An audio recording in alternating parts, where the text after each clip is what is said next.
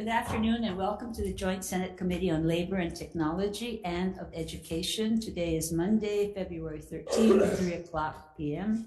We are in conference room 229. I'm Sharon Moriwaki, chair of the committee. With me are committee Senator Keith Agaran with me, and the Education Committee Chair, Senator Kidani.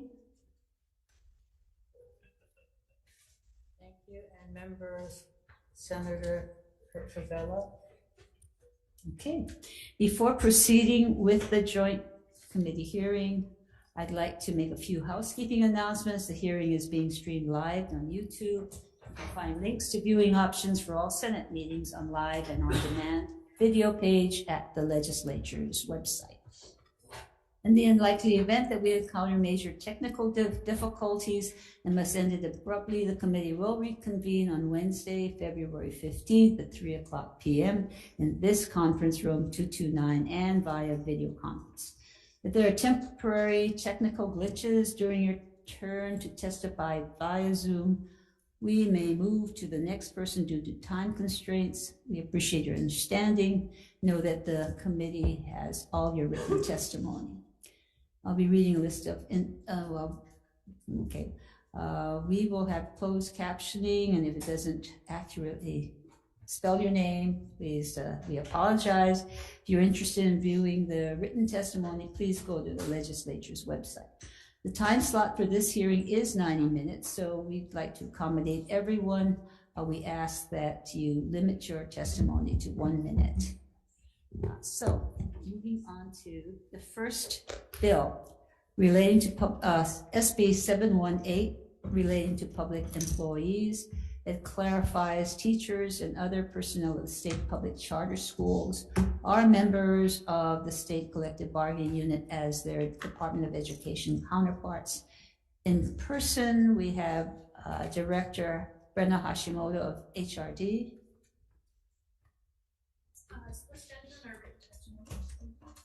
Thank you. And support against. We have comments. Comments, concerns. HSTA support, please. So close. Good afternoon. Thank you, Chair Moraki and Senator Kidani. My name is Andrea Eshelman. I'm the Deputy Executive Director at HSTA. I'm here on behalf of Osa Tui Jr., who is out of town and unable to testify today. HSTA is asking your support for this amendment to HRS 89. In recent years, contrary to statute, the employer has questioned the status of public charter schools and their representation. Alternately, the AG's office, as well as DEFER, Office of Collective Bargaining, have claimed that either charter teachers don't fall under Bargaining Unit 5 and or the state has no authority to bargain for charter school teachers. These claims are despite the statutory provisions in HRS 8910.55. My testimony outlines the concerns and what those sections of the legislature, the statute address. All of these claims are despite the fact that under 10.55, the state of Hawaii bargains with us at the table for all BU5 employees, and Budget and Finance provides salary calculations and other costs and appropriation bills. Thank you. Thank you. Okay, anyone else to testify in the room? Oh, please, come up. Aloha, Kayaka, Chair, Vice Chairs, and the committees. My name is Angela, testifying on behalf of CARES, and we are going to provide comments. A charter school is a school who receives government funding but operates independently of the public school system, and charter school teachers have valuable information to share, so it should be of consideration for the legislature to consider including charter school teachers. Thank you for the opportunity to testify. Thank you. Anyone on Zoom to testify on this measure? No one on Zoom, Chair. So I have written testimony from HGA with comments concerns that we're not including other bargaining unit employees in the public charter school. Testimony from Joy Bulosan, Ka'ala Fe Kamara, Huanu'u Conversion Charter School in support. Brian Starkey, individual in support, and we've got, let me see, I think we've got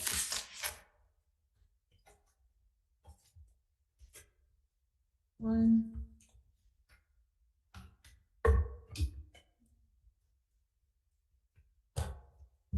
John Fitzpatrick, Hope McKean, Penny Duval-Chow, Tiffany Edwards, Ryan Link, Donna Dom, Shauna Arthur, Erin Noel, Shaki, and Uluhani Wat Ale, all individuals in support. Is there anyone else?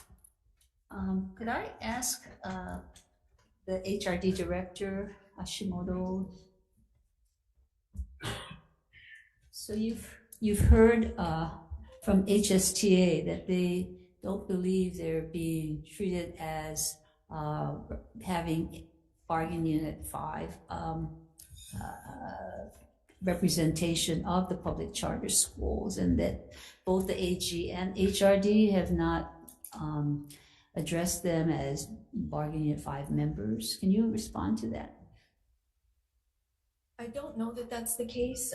According to my staff, the labor relations staff, we do recognize that charter school teachers are members of Unit 5, and they have been involved in negotiations on the HSTA negotiating committee. So I'm not sure if perhaps that was in years past, but I think there's an acknowledgement now, especially in light of section 8910.55, that charter school teachers are members of HSTA, of bargaining unit 5. And so you don't see a need for adding this into the law as charter schools in bargaining unit 5 in statute?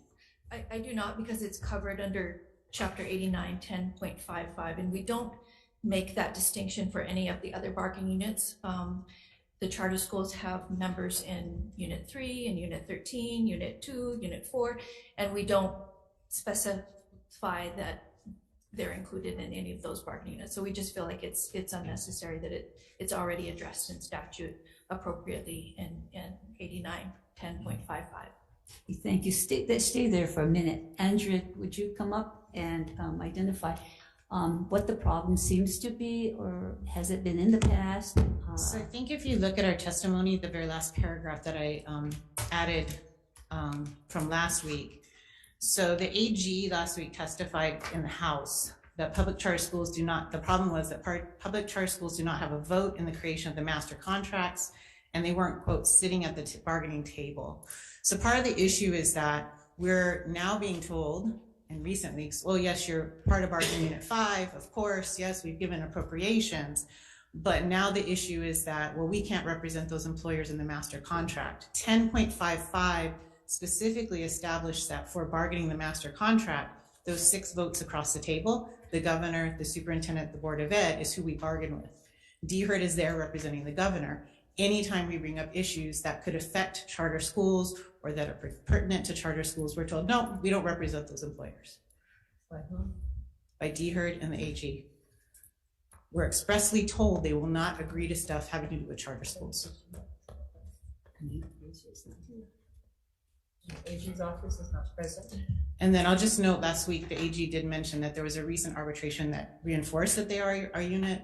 And so that was what he spoke to last week.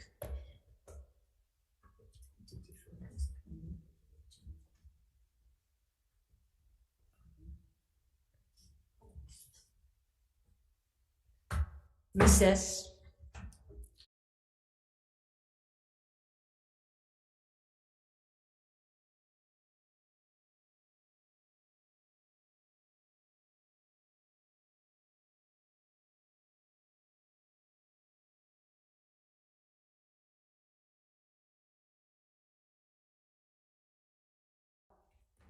Turning from recess to Senate Bill 1251.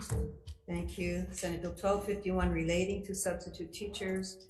beginning July 1, 2023, it requires substitute teachers who work 90 days or more to be compensated equivalent to the daily rate for an entry-level teacher salary commensurates with their placement in class 1, 2, or 3.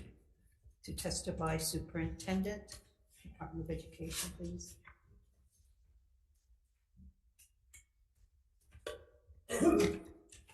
Aloha, Chair Morawake, Chair Kirani, Vice Chair Lee, and Vice Chair Kim, and members of the committees. Sean Bacon, Assistant Superintendent for the Office of Talent Management, testifying on behalf of the Department of Education. The department stands on its written testimony in opposition of this measure. Just to clarify, this is not an administration bill, so I just want to thank you for the opportunity to testify and be here for any comments. Thank you. Is there anyone else? I don't have any other listed, but is someone else here wishing to testify on this bill? Members, questions?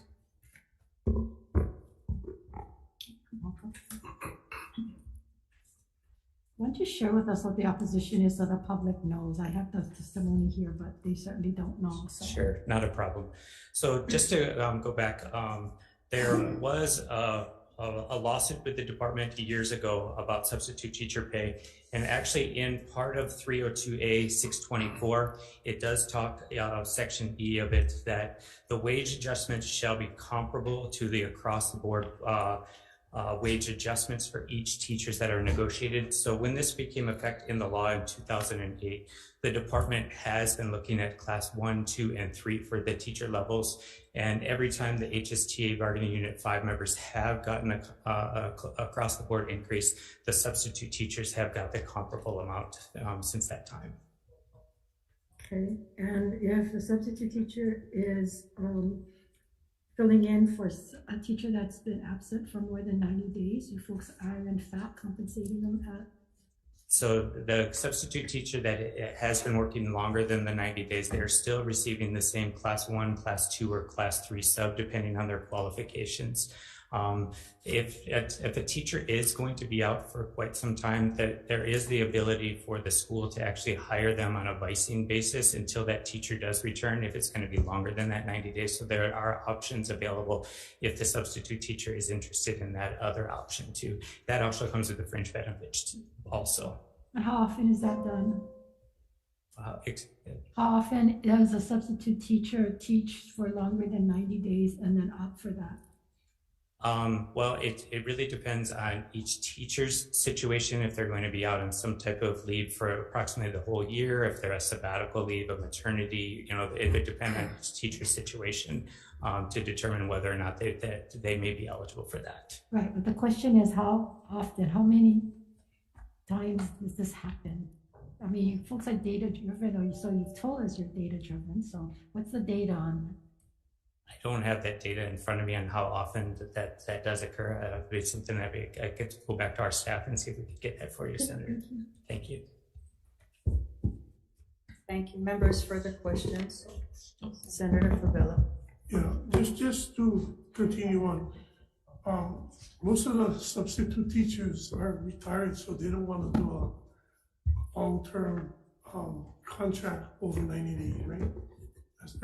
That's pretty much the trend, right?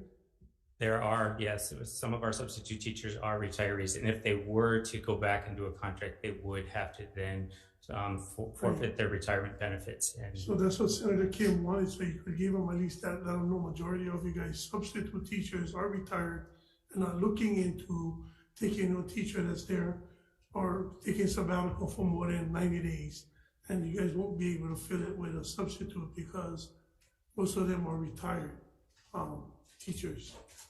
So, yeah, but the way that the current statute is also written too, I mean, the entry step is step 5 right now for the entry step for the teachers in class 2 or 3. So what we've done is since 2008, we've looked at the entry step class 5, and then every time there's been a 3 or 5 or whatever the percentage across the board increases, we've done that for our substitute teachers also.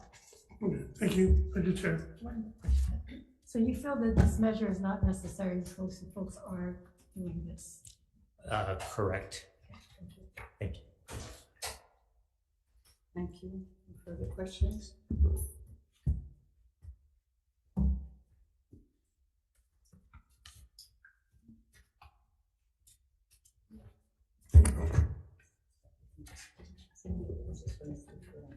Okay,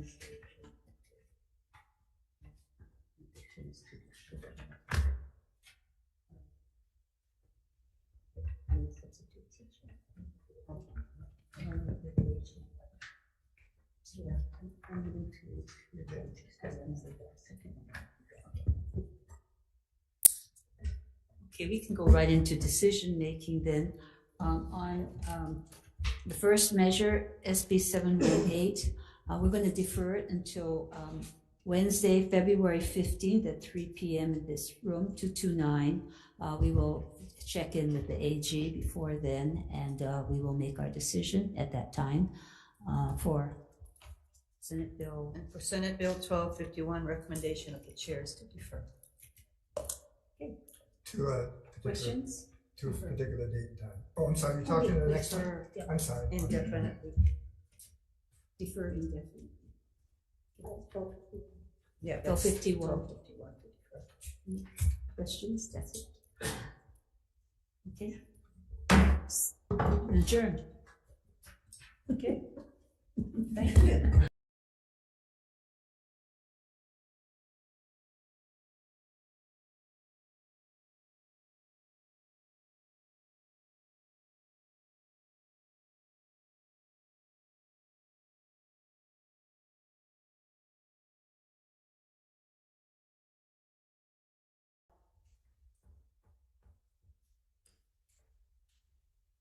Welcome to the Senate Committee on Education. Today is Monday, February 13th at 3:20 p.m. This meeting, including the audio and video of remote participants, is being streamed live on YouTube. You will find links to viewing options for all Senate meetings on the live and on-demand video page of the legislature's website. This Zoom meeting and YouTube live stream will include the 3 o'clock agenda for the Committee on Education. In the unlikely event that we must abruptly end this hearing due to major technical difficulties, the committee will reconvene to discuss any outstanding business on Wednesday, February 15, 2023 at 3 o'clock p.m. in room 229, and a public notice will be posted on the legislature's website. I'd like to take this time to remind our testifiers that due to time restrictions on our hearings, we will be limiting testimony to 1 minute per testifier per bill. For people participating remotely, please remain muted and video disabled until shortly before it is your turn to testify. When I call your name, unmute yourself and your time will begin.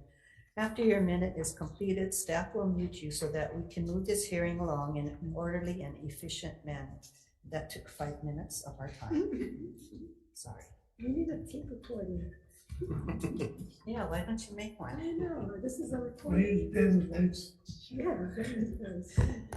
Okay, members, let's start with Senate Bill 832 relating to education, authorizes the counties to transfer land to the School Facilities Authority, exempts the School Facilities Authority from taxes, authorizes state and county agencies to render services to the School Facilities Authority upon request, establishes a deadline for the transfer of properties to the Department of Education from the City and County of Honolulu, required by Act 272, Session Laws of Hawai'i, 2019.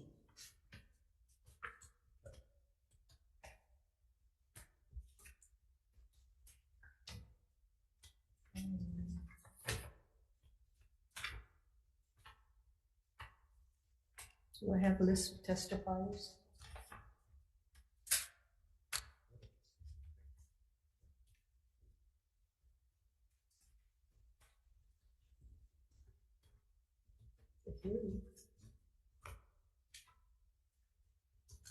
We have one from the Attorney General.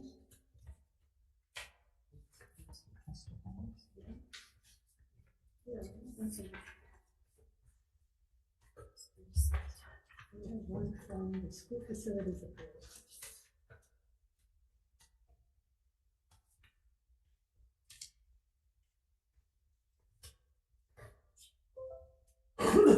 Recess.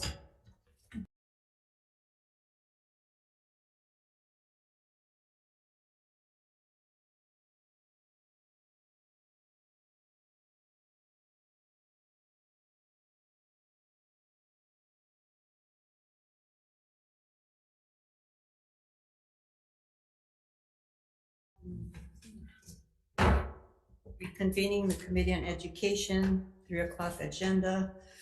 And these are measures that were heard previously and deferred for decision-making today.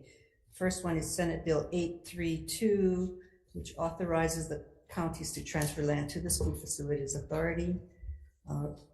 Members, the recommendation of the chair will be to pass this bill out with amendments, adopting the testimony from the School Facilities Authority, allowing SFA to engage in commercial enterprise activities for the purpose of revenue generation, also allowing SFA to contract to manage leasing and management of housing projects.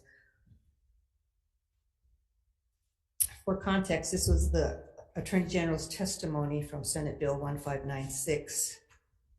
And also we have technical and non-substantive amendments. Members, questions? No questions? If not, recommendation for Senate Bill 832 is to pass with those amendments. Chair votes aye. Chair votes aye on Senate Bill 832 with amendments. Vice Chair votes aye. Senator Kanuha. Aye. Senator Richards. Aye. Senator Favelli. Aye. 5 ayes, recommendation adopted. Thank you, members. Next one is also for decision-making from a previous hearing, Senate Bill 1022, relating to the Early Learning Board, amends the composition and qualifications of the Early Learning Board to consist of individuals from each county instead of from particular entities or types of providers, establishes general qualifications for members of the Early Learning Board appointed by the governor.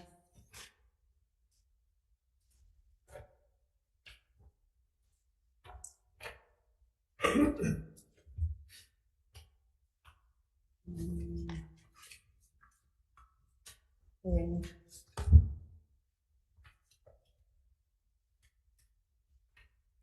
Off into my recommendation.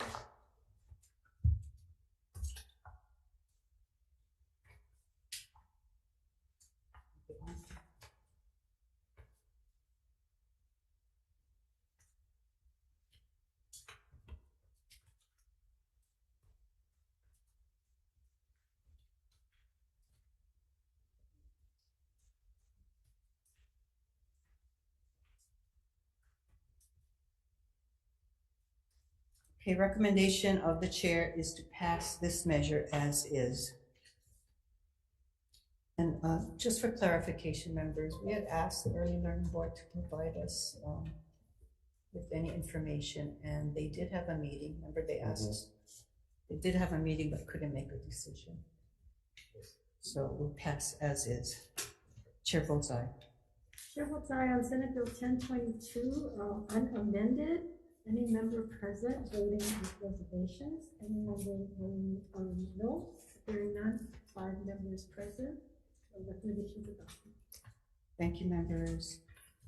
Last item on the agenda is Senate Bill 1023 relating to early learning, appropriates monies for the Preschool Open Doors program and Executive Office on Early Learning to expand access to preschool and to implement program changes required by previous acts, expands the types of entities from which a preschool open doors service provider may obtain accreditation, authorizes the Preschool Open Doors Special Fund to accept federal funds and appropriates monies.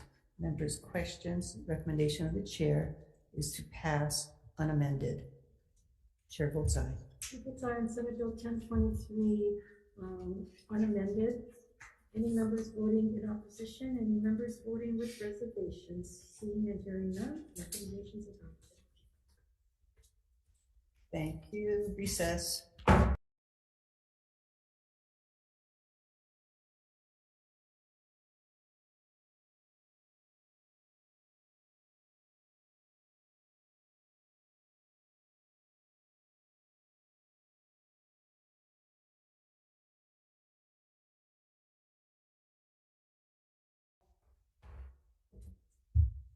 Thank you. This is to convene the Committee on Education hearing of Monday, February 13th at 3:10 p.m.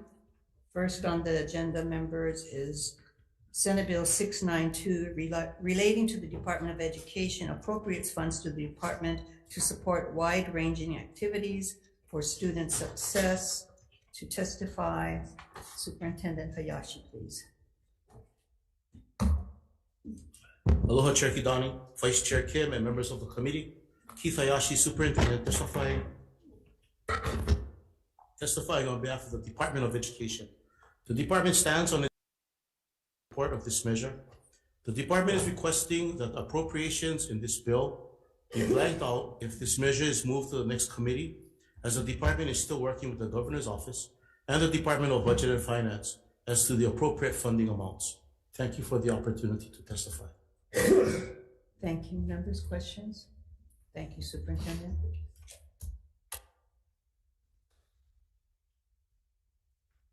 We also had written testimony from a Marian Kapuni I and a Susan Cola Davis in support.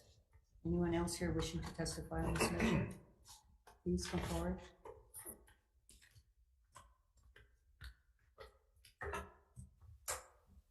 Aloha, Kayaka, Chair, Vice Chair, and the Education Committee. Angela testifying in strong support on behalf of CARES. Education is the gateway to opportunity. Reverend Dr. Martin Luther King Jr. wrote on the purpose of education. The function of education is to teach one to think intensively and to think critically. Intelligence plus character, that is the true goal of education. Education enables Hawaii's students to develop skills essential for life, learn social norms, develop judgment and reasoning, and discern right from wrong. Therefore, the purpose of this act is to appropriate funds to the DOE to support various initiatives for students, and the initiatives will provide the students with academic, social, emotional, behavioral, and physical needs, and it will help to support the DOE. Thank you for the opportunity to testify.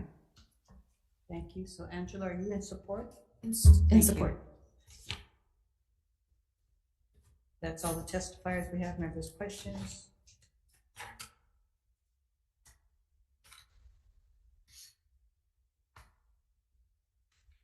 Yes, I have a general question.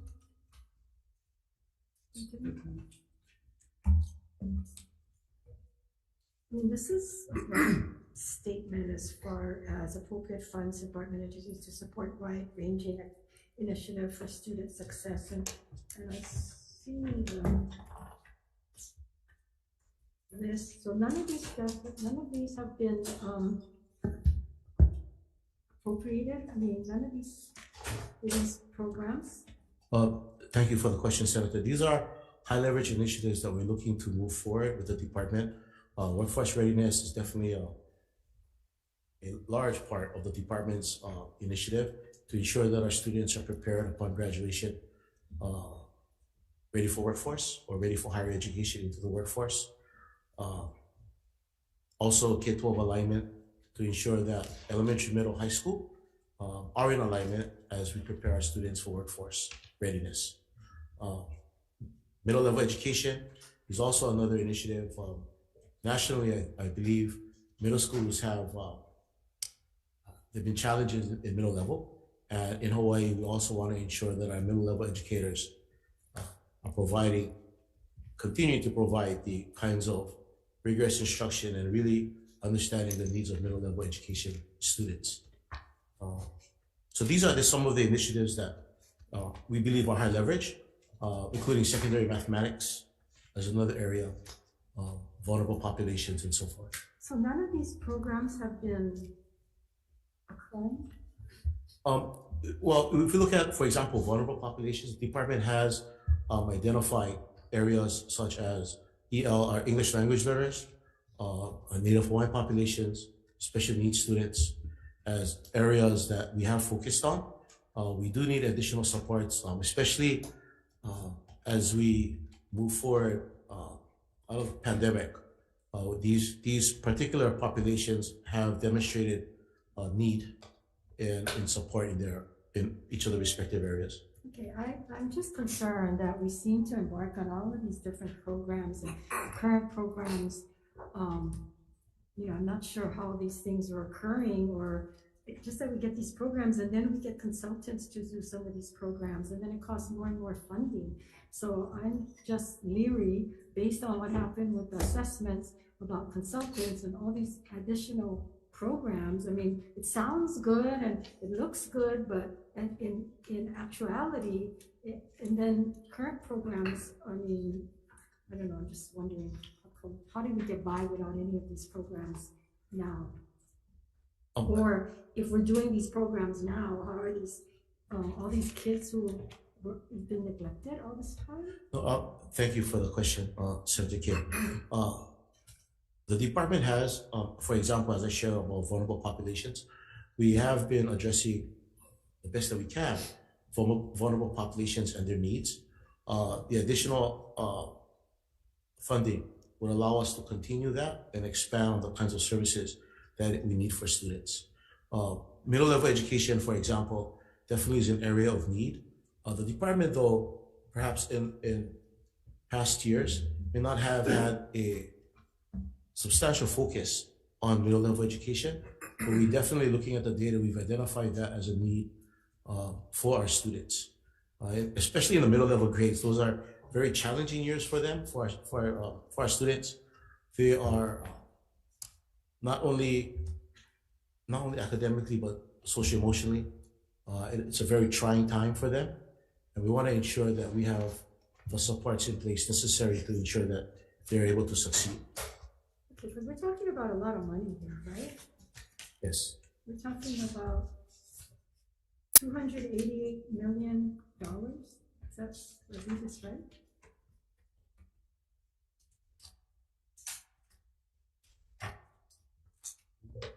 Right, 288,756.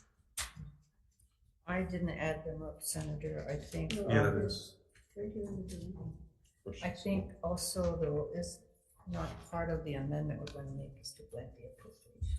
Okay, but based on what they're going to measure, I mean, 43 million school-based budgeting, 26 million special ed, 14 million instructional support, 53 million school-based budgeting. I'm not sure what that is.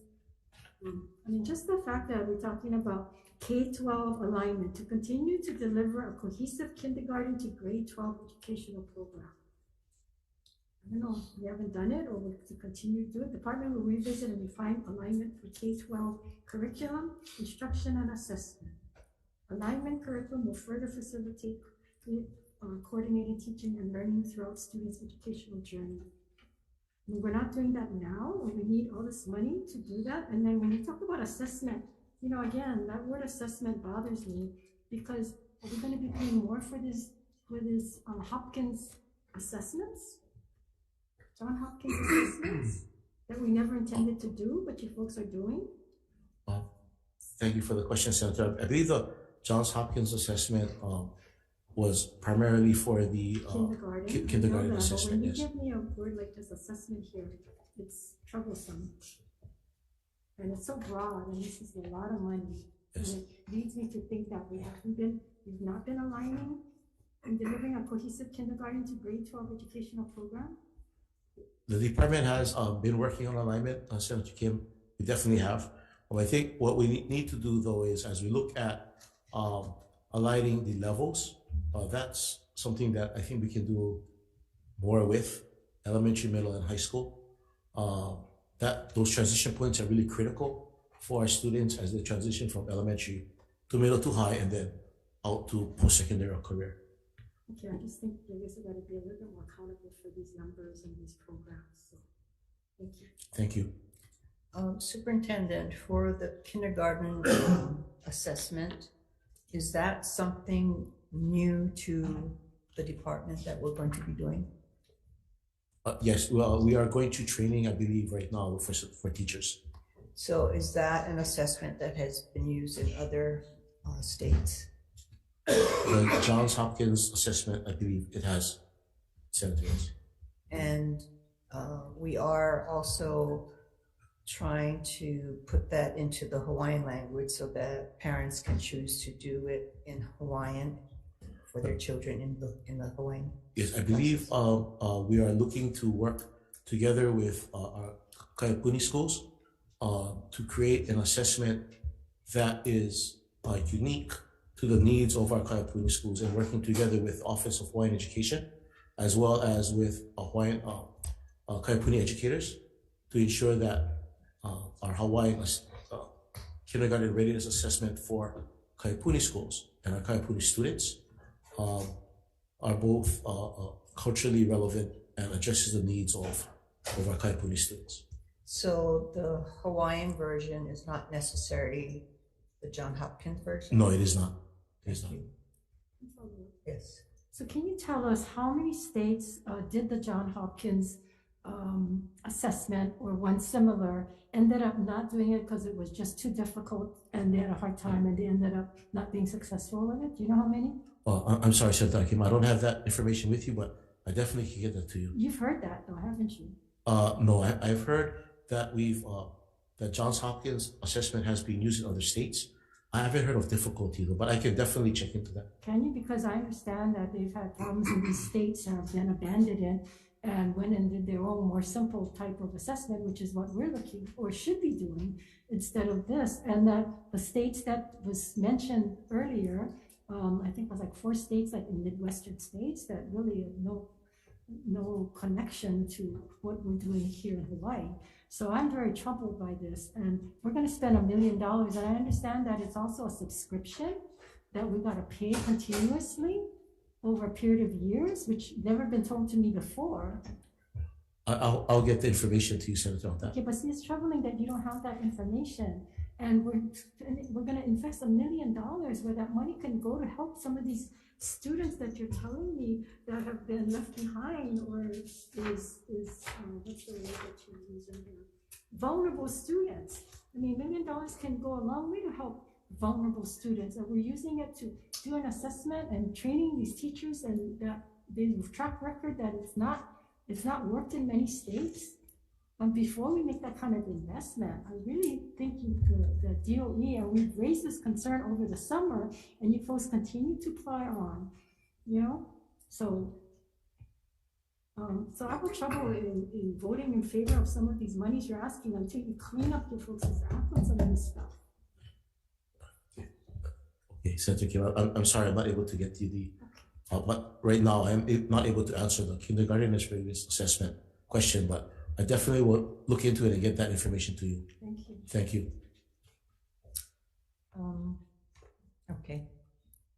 Thank you, Superintendent. Thank you. Is there anyone else here wishing to testify on this measure? Okay, moving on.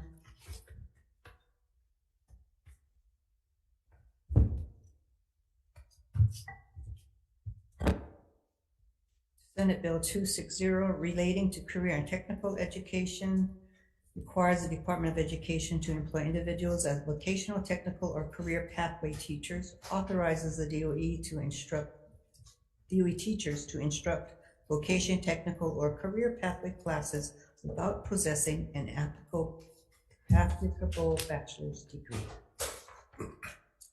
To testify, Superintendent, please.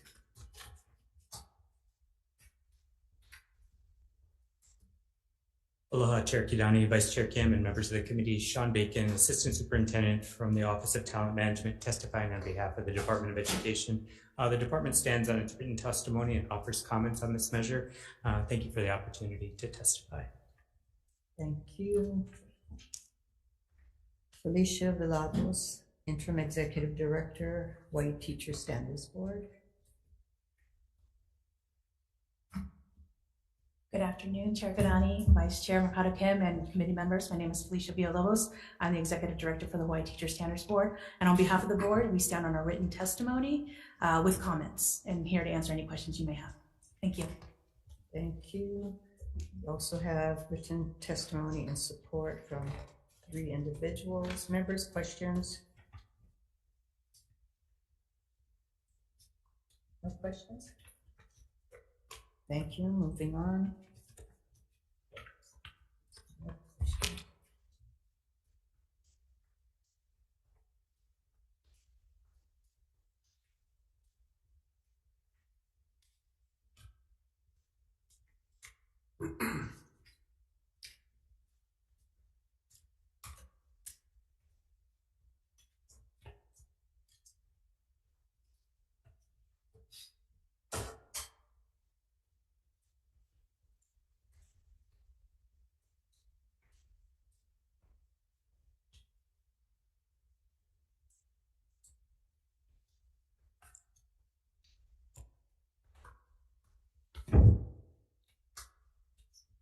Okay, moving on, Senate Bill 971, relating to student transportation, appropriates funds to the DOE to provide public high school and charter school students with bus passes, requires the DOE to collect certain data on city bus pass usage for public high school and charter school students, requires an annual report to the legislature.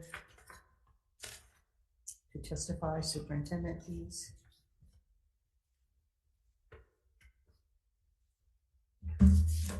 Good afternoon, Chair Kidani, Vice Chair Kim, Law, Randy Tanaka, Department of Education. The department stands on its written testimony in support of this measure. Thank you very much for the opportunity to testify. Here for questions. Hello.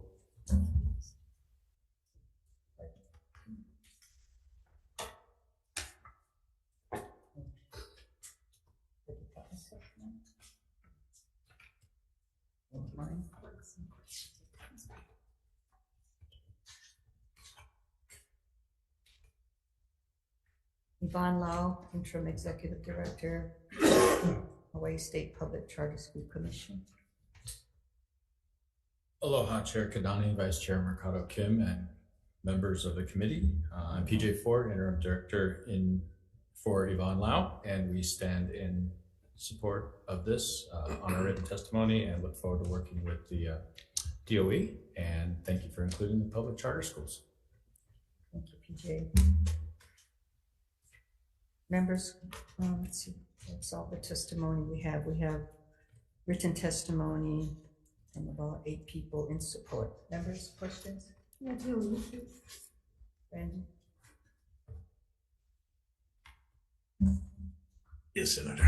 I trust this is not an administration bill, right? No. Okay, but you are in support of it. I don't have the testimony. Yes, we are supportive. So what kind of cost do you estimate that this will? Currently, we're running about 3.5 to 4 million.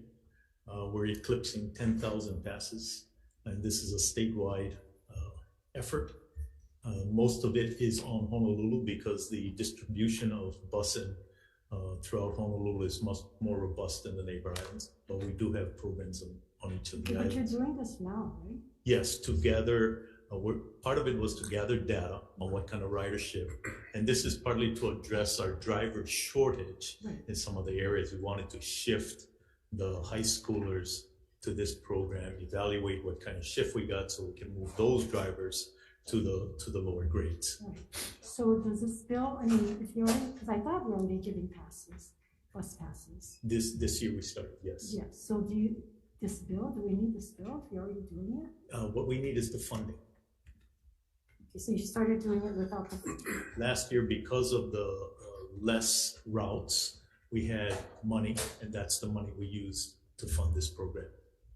Okay, and you give one to every student, whether they tell you they're going to take the bus or not? They have to apply for it. They have to apply for it. And so you're saying, how many students? We're just over 10,000, is what my team said. What we would like to try next year is adding 8th graders to the program. So right now it's just 9 to 12? And we had 2 objectives, obviously, to shift off the higher grade loads and to begin to get people used to the younger groups to public transportation. Okay, and so you just started, so this data is going to be forthcoming? Yes, we should have data at the end of this semester. Okay, thank you. Thank you. Sure. Question? Senator Richards. Thank you. In the bill, it talks about may help develop transportation on the Big Island. What does that mean? Well, we're working with the Helion program, and the challenge we have is the routes. And so two things. That's the problem, because we don't have enough bus service, and the buses on the Big Island right now are no fare for the next, I think, 2 years at least. And so, because there's a concern for federal funding being impacted. But so we're talking about development, but what does that mean? Because we're not putting on new bus routes. Are we talking maybe share rides, or what are we talking about? We've done share rides, we've done paid for mileage. The next big step, especially for those communities that don't have the frequency or the routes, is adjusting the bell schedules of the schools so we can align more with the pickup and drop off times. but that requires working with the HSTA and the schools, because it's a little more complicated. Some of these families, the older kids go home and watch the kids, athletics comes into play, so we're trying to figure it out now. It's a pretty intense mapping program, and then we would fill the gaps with the routes that we have. We've done an incentive for getting more drivers, but it's a struggle to get drivers. We have CDL, not enough CDL drivers across the nation. Correct. That's a problem. So, and that's why I'm really curious about development, because it's not going to come from Haley Island. We worked on that for a year and a half, and they're doing all they can, and I know that for a fact. But the problem is it's a big island, and we don't have the frequency of buses, and that's where we run into the issues. The other thing we're looking at is 15 passenger vans. Yeah, that's what I was curious because about. it doesn't require a CDL license, and it's requiring working a little bit more with the community on that. So, but we're looking at acquiring 15 passenger vans. I assume you have to try a little pilot project or something. Can you get what you're working on right now to my office so I can review it? Absolutely. Okay, I appreciate that. Thank you, Chair. Thank you. Randy, question. So right now, there are, I think Kamiki High School does have a different bell schedule. Do they still? I think it was to address that issue with the. We've got like 2 or 3 schools on an adjusted bell schedule. It seems so to be what working. does it take for the schools to get an adjusted bell schedule? It takes working with HSTA. It's taking a look at what kind of ridership we're going to get because of just the scheduling of athletics and all of that. So it's a little. How long does this process take? We've already started part of it. We have what we call routers, guys that watch the routes and the load capacities. So probably at the end of the school year, when we get this collection of data, we'll have a much better understanding what the ridership looks like. So if you purchase these 15 passenger vans, who are the drivers going to be? In the past, what we looked at, most of it is the coaches, the athletics guys. They were using the buses to move the sports teams around, the smaller teams, the volleyball, stuff like that. The challenge we're going to have is making sure the drivers are qualified, their driver's abstract is clean, and the willingness to do it. So that's where our challenge is going to be. Who drives the bus or the van? So would this come before or after you purchase the vans? Oh, runs parallel roads. We're looking at them now. And we're really working through the principals and the complex area superintendents. Okay. Then also, my understanding is that the DOE, I guess this would be the DOE's policy, that you cannot mix ridership on the school buses. So the elementary kids can't be picked up on the same bus as the intermediate or high school kids. Correct. So is this the same thing going to happen for the 15 passenger van? Possibly. I mean, it's really the gap, right? If you got high school kids and elementary school kids, could be a little challenging for us. Not that they're going to challenge these kids, but it's an easier standard to maintain, keeping them separate. So that policy is really a DOE policy, or is that another policy? I've got to check with the national standard. Yeah, because then my next question then would be, if it's a DOE policy, then have you looked at maybe allowing a mixture? Because I've had a question from maybe 2 parents saying that the school bus goes right past their house, but their child is not allowed to ride it because it's for high school kids only. I will tell you, we have had mixed age groups, but we have a monitor on that bus to kind of manage that. The driver's job is to drive. Correct. Yeah, not stop this stuff. So we've had monitors on that, but that requires some volunteer and some help, just getting people to help manage the kids on the bus. But we have done it with a monitor on the bus. Yeah, but so have we looked into that further to see if there is, if we could be getting more kids on the bus, if we did that rather than purchasing vans that we may not have drivers for? Our first goal is to maximize the seat capacity on the bus, and that requires We had a challenge this year where, like you said, the bus goes by and there's nobody sitting on the bus, but they have to make a reservation so we don't overcapacity the bus. And some of the kids, some days don't ride, right? And sometimes they don't ride for 3 or 4 days. We went for an opinion if we could take them off the bus so somebody that really wants a seat can get on. And we have an opinion that we can't kick them off the bus. Yeah, I guess that it would be difficult to do, and most parents or even the high school student will not be calling in to tell you they're not going to get the bus because they don't know probably until right before they need to catch the bus. Mm-hmm. So I understand, but that is an issue. Yeah, but we're working on it, and thank you for your reminder that we should step it up a little harder. Thank you, Randy. Senator King. Follow up though, but an empty bus, I can see some don't show up and 3/4 full, but I've seen standing on the corner holding signs, I've seen empty buses. Mm-hmm. So, I mean, I'm not sure that everyone on that bus decided not to catch a bus that day. You know what I'm saying? So there's some issues there that I don't know that. So we're about to introduce what is called an RFID card, which really is an electronic device that really measures ridership of individuals, whether you're taking the bus or not. And that's going to give us more data. But that product, that program is focused more on West Oahu right now. We haven't launched it yet, but we're pretty close. Okay, to follow up on Senator Kidani's question, I don't know that you answered that. We're having a hard time getting bus drivers now. How do you expect to get drivers for these vans? Because now you're going to need more drivers for less amount of seats, right? Yeah, they're going to be actually school staff members. So we tried something. Remember, Enterprise had this program, this van share program. So we tried to get Enterprise engaged with them, but they didn't want to engage for that program. So the parent would have the van. They would take the kids to school. We looked at a hub and spoke concept, like Kamehameha Schools brings it to the park. Everybody bring their kid there. We jump them on and we drive them. And then the parents could have the vans on the weekend or other times. But for some reason, Enterprise didn't want to do it. So we're trying to replicate that concept, but we can't use parents for state assets like we would purchasing. So we're trying to talk to school staff members, how we roll that out. We're not there yet, but the problem we have is getting the vans. Right now it's backlogged for like 12 months. Yeah, but you get the vans, and if you have, I don't know, are these drivers from the schools going to get paid extra? Yes, absolutely. Mm-hmm. To do that? Yeah. Because then there's reliability, right? Well, I hope so. Well, supposedly they have to get to school too. Yeah.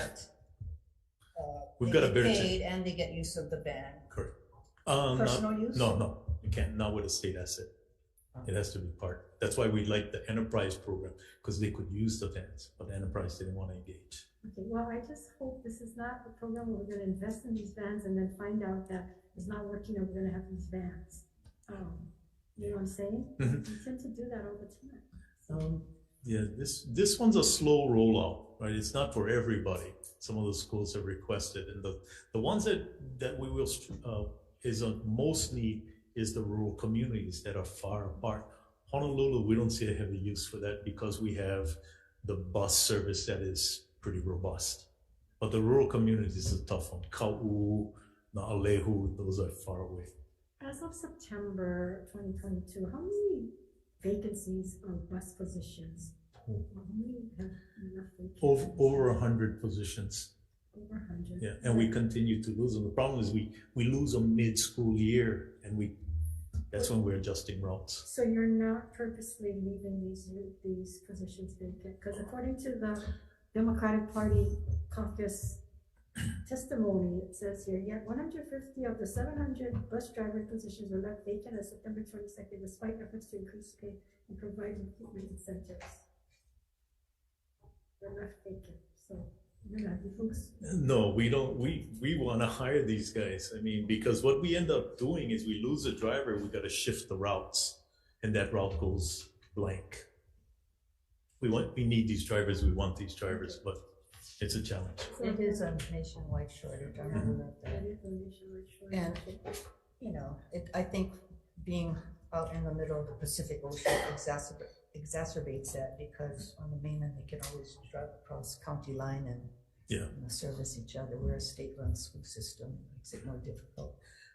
Randy, I wanted to ask you regarding the bus passes. Are we getting a discount from the city, or are we paying full price? I think you know the answer. We're not getting a real deal. I just wanted everybody to hear it. You know, because Hawaii is different. We're the only state in the whole union where the county does not pay anything into the education system, which is why it costs us about 25% of the state's budget to support DOE schools. So just asking the counties for a deal on bus passes, it seems like such a small. My previous director in that department did ask, but can we get the governor to ask, or somebody else to go directly to? We will certainly do that. We make a bill and we take stolen land tax money. We're all in need of cash, so thank you very much. Further questions, members? Thank you, Randy. Thank you. Okay, moving on to Senate Bill 531, relating to education, authorizes the School Facilities Authority to appoint an executive director and evaluate their performance annually. To testify, Ann Horiuchi.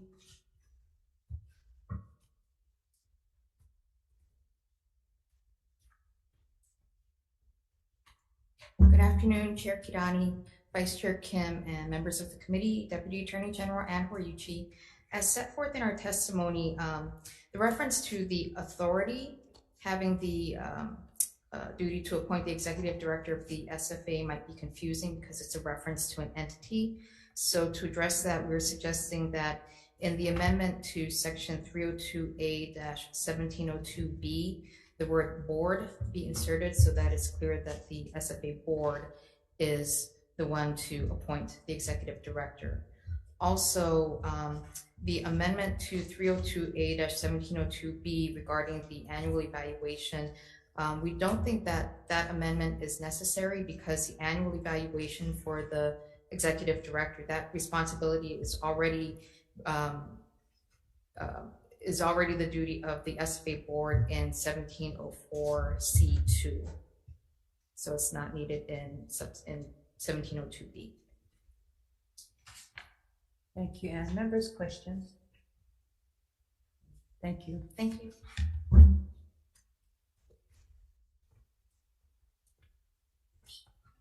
I have no other testifiers. Excuse me, Senator, I was wrong. We do get a discount from the city county. Oh. I just was going to see that. It was just going to start another confrontation because we're not into that confrontation. So. Thank you. Are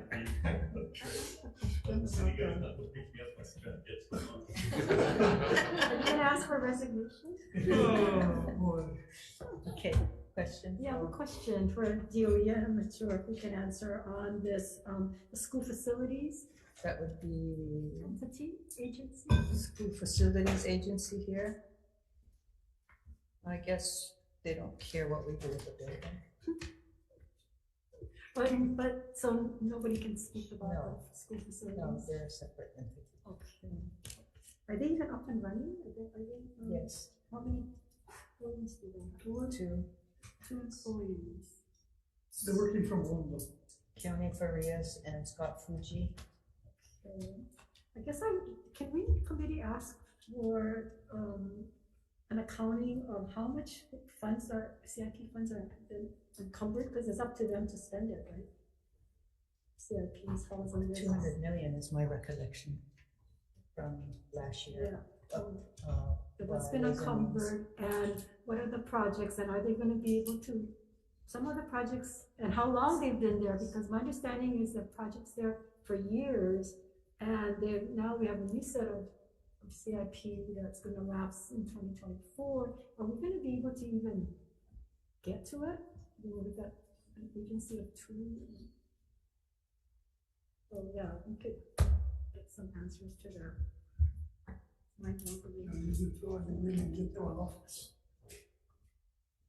Thank you, Senator. Okay. We'll make a list of the questions Yeah, and thank forward you. Hopefully it goes to them. Okay. That's the last. No,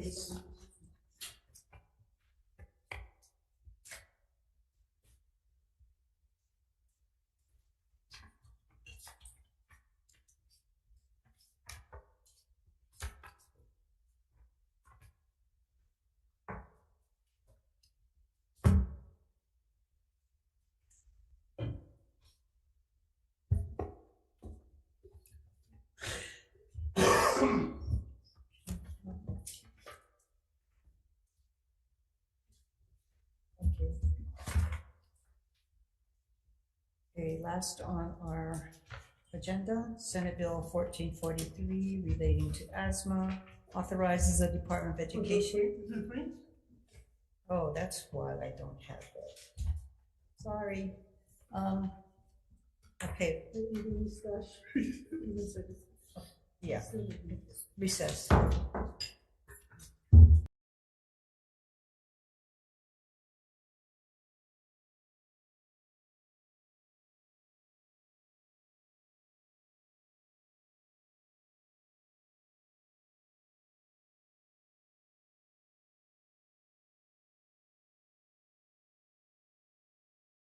Reconvening the Committee on Education. We are in decision-making for our 3:10 p.m. agenda. And the recommendation of the chair for Senate Bill 692 will be this is relating to the Department of Education to support wide-ranging initiatives for student success. Recommendation is to pass with amendments, adopting testimony from DOE to blank out the appropriations as listed on pages 2 and 3, and also some technical and non-substantive amendments. Members' questions? Pass with amendments. Chair votes aye. Chair votes aye on Senate Bill 692. Senator Kaluuya is excused. Senator Richards. Aye. Senator Favela. Aye. Okay, Vice Chair will vote no because I want to make a point to DOE that they really got to clean this up and look at this assessments and you know, we're just not instead of throwing in more money when we still have issues. The measure is adopted, Madam Chair. Thank you. For Senate Bill 260 relating to career and technical education, recommendation of the chair is to pass as is. Okay, Chair votes aye. Chair votes aye. On Senate Bill 260 passed unamended with the 4 members present, anyone voting in opposition, anyone voting with reservations, hearing none, 4 members vote aye. Measures adopted. Thank you. Recommendation for Senate Bill 971 is to pass with amendments which are technical and non-substantive. This is relating to the student transportation bill. Senate Bill 971 passed with amendments. Chair votes aye. Chair votes aye on Senate Bill 971 with amendments. Any no votes, any reservations? Hearing none, 4 members present voting aye. Recommendation adopted. Thank you. For Senate Bill 531 SD1 relating to education and the School Facilities Authority, the recommendation of the chair is going to pass with amendments brought up by the Attorney General. So Senate Bill 531 SD1 pass with amendments. Chair votes aye. Any member present voting no, any members present voting reservations? Hearing none, 4 members present, your recommendations adopted. Thank you. That concludes this agenda.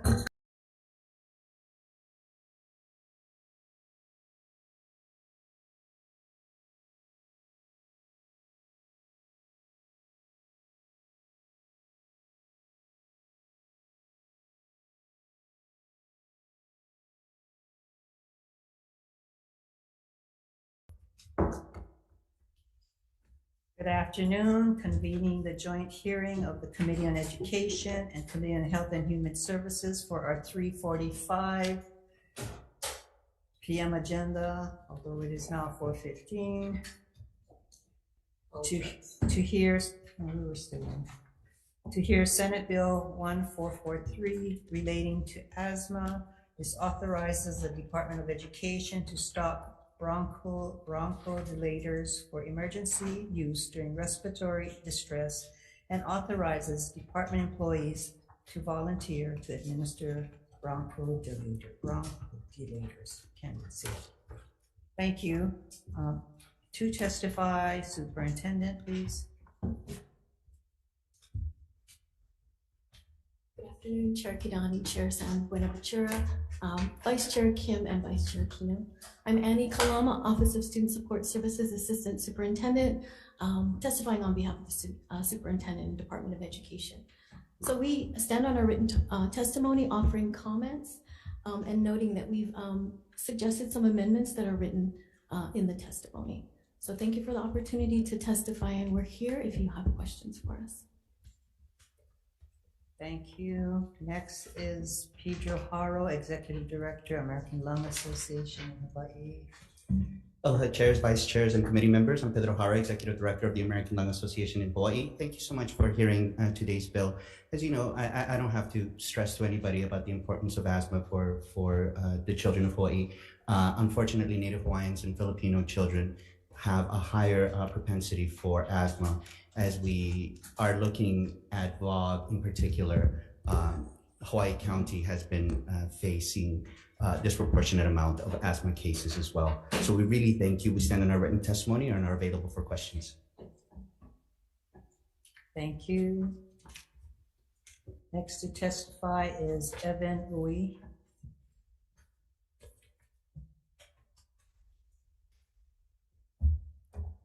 Aloha chairs, vice chairs, member of the committee. My name is Evan Owe. I'm testifying on behalf of the Hawai'i Association for Justice. We completely understand the intent of this measure and the need for this measure. However, we did want to note in our comments our concerns with the immunity provisions provided in this measure. As it stands, this would render complete immunity for civil liability for the administration of this medication. So when the applicable standard of care is actually, when you're rendering aid in an emergency situation, it's a Good Samaritan law is applicable. And so there's already, liability immunity in there if it's the acts, as long as the acts don't constitute gross negligence or wanton acts or omission. So, we just do have our concerns and would respectfully recommend that the immunity provisions be removed. And thank you for your time and available for any questions. Thank you. Next to testify, Anne-Marie Uchi, Deputy Attorney General's Office.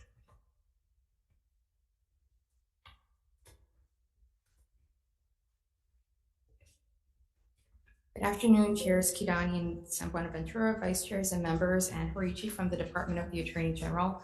As set forth in our testimony, we suggested some clarifying amendments with regard to certain terms that are being used in the bill as it stands, trying to replace certain terms with terms that are already defined in statute. And also our third recommendation was to make an amendment to with regard to the training requirements that are set forth in the bill. Thank you for the opportunity to testify, and I'm available for questions. Thank you, Anne. We also have about 10 written testimonies in support, one offering comments. Is there anyone else here wishing to testify on this measure? If not, members, questions of testifiers? Yes, the Hawai'i Association Justice. Hey, Senator. Yeah, you can clarify for me. I think this is upon a volunteer basis, right? That's what it says. Is it a volunteer? Yes, it's a volunteer basis from my So understanding. do we still cover people that volunteer and do something in emergency under the Good Samaritan law? Yes, so because it's an emergency situation, this would apply in that instance, so that all actions would there's a higher standard in which it allows for a little bit more room for gross negligence or wanton acts of omission or intentional acts. Those are the higher standards. Emergency responders wouldn't be under the Good Samaritan law wouldn't be, subject to like negligence standards. Yeah, so the reason why I bring this up is because the reason why I really like this bill is because in our community on the west side, we have landfills, and we have the highest levels of respiratory disease on the west side. And having something like this available is to me would be a plus for the rural areas, especially some place where we get all the landfills and all the dumps and all the power plants. So, okay, I just was wondering if that would apply. Thank you. Thank you, Chair. Thank you. Members, further questions?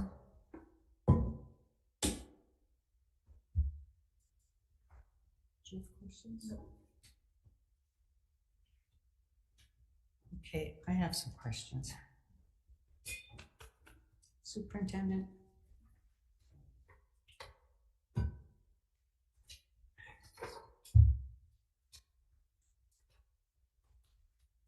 Your comments are that you guys already provide the service in the schools.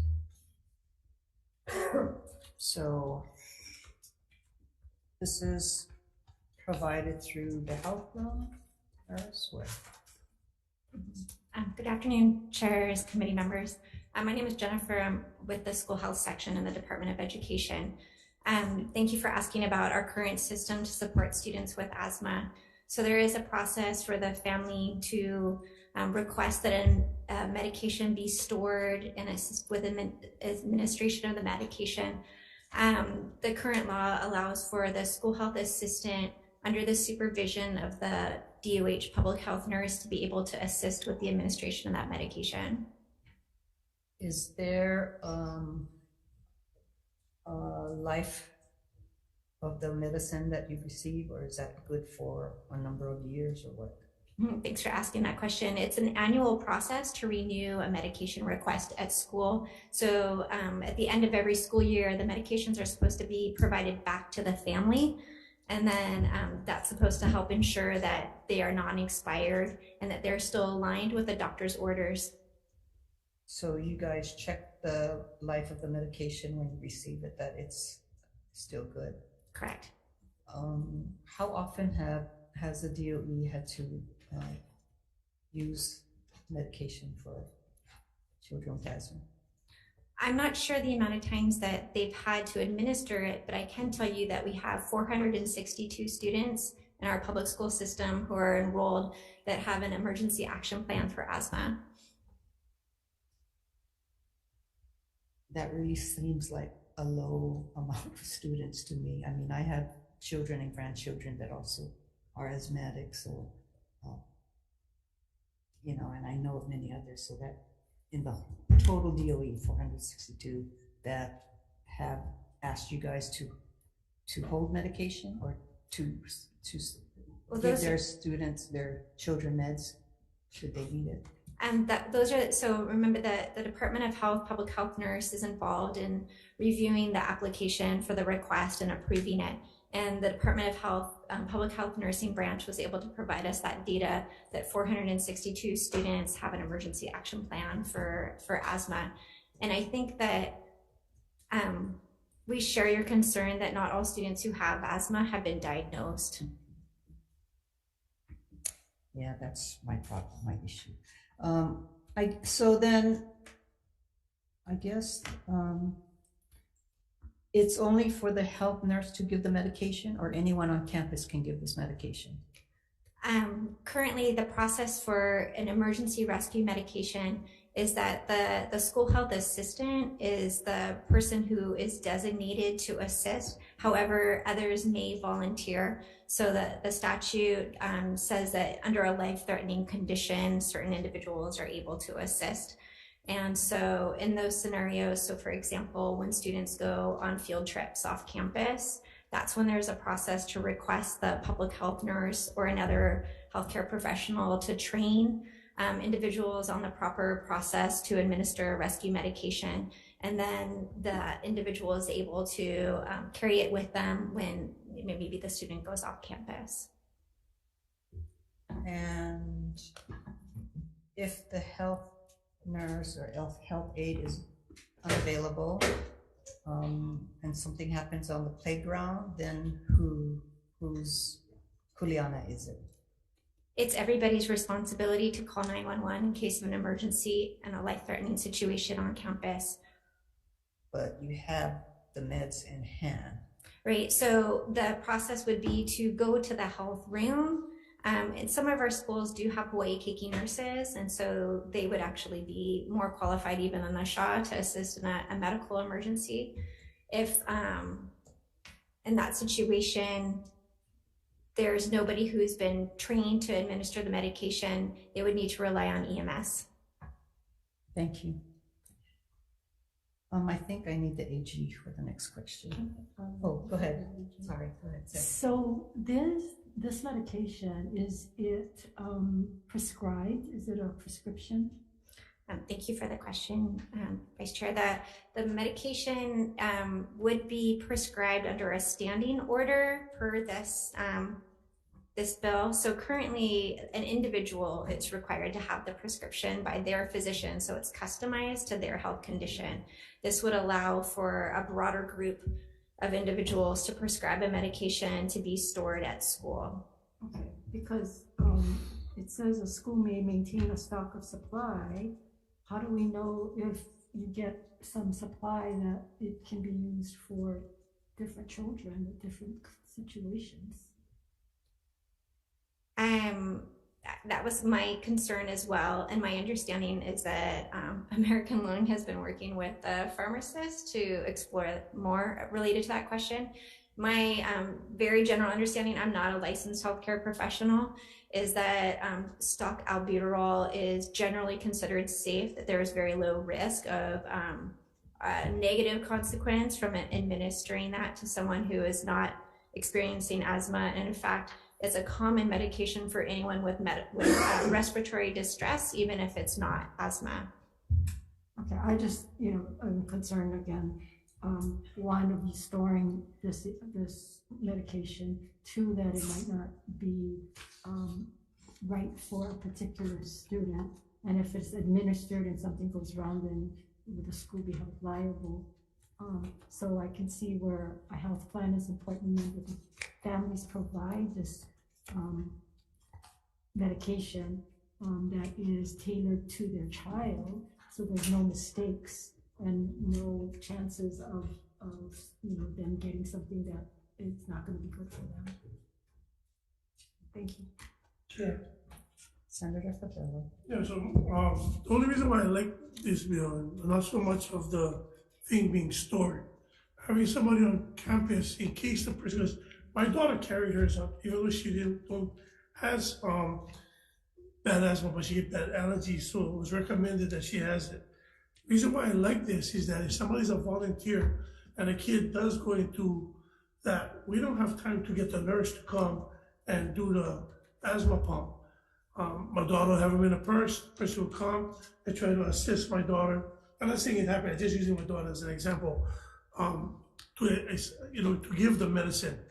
Not so much having it at the help room, because if you know the rural area schools, most of the kids carry them, just like the EpiPen, they carry them with them, but they need somebody to be voluntarily trained in case the person is incapacitated and cannot do or administer them themselves because they got one total asthma attack, and they cannot, because we can't wait for 911. By the time they come, they'll be out cold and already in very serious condition. So I'm just saying that besides the part about stocking and storing them, maybe that's not the good wording, but to have somebody learn, because we have a lot of kids on campus, I think would be something different. Thank you, Chair. Thank you. Chair. Thank you. I agree with what Senator Fabello is talking about, and if I'm understanding this correctly, you have the prescriptions from all the kids that have this, and so all we're doing here is letting a volunteer help get the medication in that's already been prescribed. So it's just I don't want to say convenience, but it's a time-sensitive thing that we can get done. Is that correct? Thank you for the question, Senator. I believe that the intent of this law is to go beyond that, so that in addition to having an individual be able to access their own prescription, that there would be a supply on hand for anyone who has respiratory distress in case of emergency to have access to it. So it's a little bit different. Okay, using this stuff, because I use it in animals as well. Yeah, I agree, it's relatively safe. And so I think having the ability to do this, because you talked about Big Island having, that's where I'm from, we have the volcano, and I'm sure that's implicated in a lot of stuff. So I'm comfortable with this. Thanks, Chair. Thank you, Senator. Thank you. So it says that it authorizes the school. It doesn't require the school to maintain a stock supply. And based upon your testimony that basically the children who need this medication already have it in them, with them, or I guess have the nurse provide it. Do we really need any appropriation amount? Because you guys are doing this already anyway. Thank you for the question, Chair. The appropriation would facilitate the purchasing of the additional medication. So not just the individuals who have it prescribed, they bring their own to school, but this would be so that the school would purchase medication, and then also to provide additional training and development of resources associated with the rollout. So again, it would be voluntary. It would probably be a pilot for a school who, for example, knows that their community has a high prevalence of asthma, so that if they wanted to have a stock medication, they could do so. Okay, thank you. Oh, I'm sorry. Do you have an estimate as to how much it would cost? Yeah, in our testimony, I believe that we submitted an estimate. Was it $176,000. Just cover the cost of purchasing and then also training and then storing as well. Okay, thank you. You said that would cover the cost of purchasing for an annual stock, yes, and training of staff. all DOE personnel? Whoever volunteered and were participating in this, yes. Okay, thank you. AG, please. One question is, are you able to buy or to stock now without this bill? No, we are, sorry. In response to your question, Vice Chair, no, we are unable to stock this medication at school currently because we don't have the ability to have standing orders for it, and we don't have a protocol to administer medications such as this to individuals without a prescription. Thank you.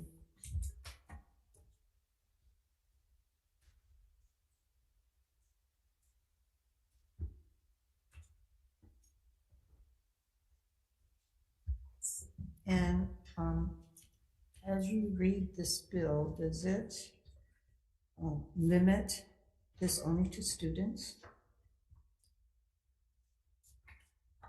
So if a principal, if a visitor in the office goes down with breathing issues, the school can bring out their bronchodilator and.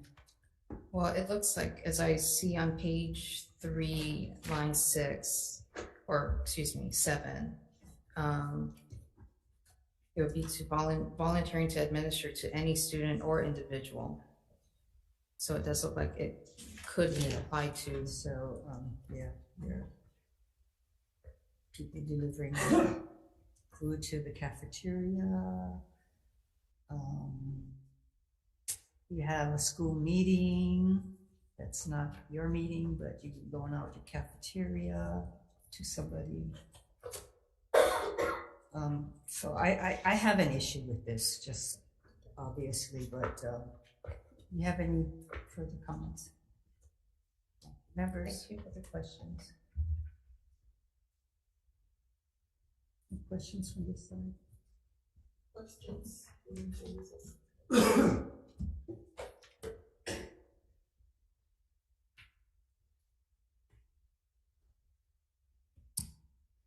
Yeah, and I guess Superintendent, what I'm asking from you, are you comfortable with this bill? Because it's any visitor that comes onto your campus. And it doesn't specify where they're there during school hours or anything. This would be anyone. Thank you for So that. I'm assuming that your security guard at night would have to have access to this if people come onto the campus. Thank you, Chair, for the question. I do have concerns with this bill. Thank you. Members, any questions? Thank you. Let's recess.